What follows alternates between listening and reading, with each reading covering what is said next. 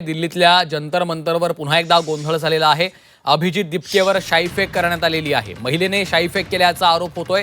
आपण पाहतोय आज सकाळी सोनम वांगचुक यांना दिल्ली पोलिसांनी रुग्णालयात उचलून नेलं, दाखल केलं आणि त्यानंतर आता पुन्हा एकदा जंतर मंतर इथं मोठा गोंधळ झालेला आपल्याला पाहायला मिळतोय।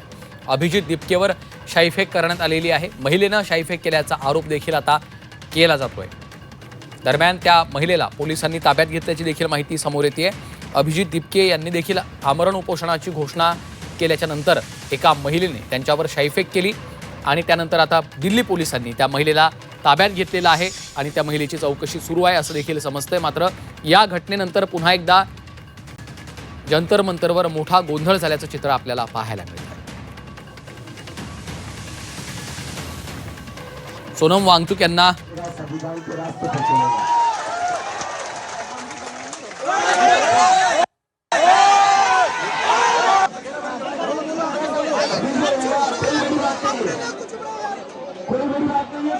अम्बेडकर की फोटो के साथ चलेगा, संविधान के रास्ते पर चलेगा।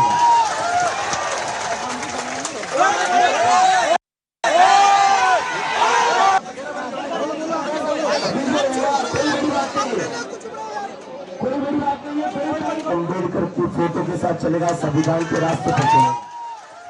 तर आपण पाहतोय तिथे उपस्थित असलेल्या आंदोलकांशी समर्थकांशी बातचीत करत असताना एका महिलेने अभिजित दिपकेवर शाईफेक केलेली आहे। अभिजित दिपके आंदोलकांशी संवाद साधत असतानाच या महिलेने त्यांच्यावर शाईफेक केल्याची ही दृश्य आपण पाहतोय। त्यानंतर जंतर मंतरवर पुन्हा एकदा मोठा गोंधळ झाल्याचं चित्र आपल्याला पाहायला मिळतंय। एक संतापाची लाट देखील तिथल्या आंदोलकांमध्ये उसळलेली आहे। सोनम वांगचुक यांना रुग्णालयात दाखल केलं आणि त्यानंतर आता अभिजित दिपकेवर देखील शाईफेक केली जाते। त्यामुळं काँग्रेस जनता पार्टीचं हे आंदोलन दडपण्याचा प्रयत्न सुरू असल्याचा आरोपही विरोधकांकडून आता केला जातो आहे। या महिलेला आता दिल्ली पोलिसांनी ताब्यात घेतलेला आहे। त्या महिलेची कसून चौकशी देखील सुरू करण्यात आलेली आहे। मात्र आज सकाळपासून जंतर मंतरवर या घटना घडत असल्यामुळे एक संतापाची लाट आपल्याला आंदोलकांमध्ये विद्यार्थ्यांमध्ये पाहायला मिळते। अम्बेडकर की फोटो के साथ चलेगा, संविधान के रास्ते पर चलेगा।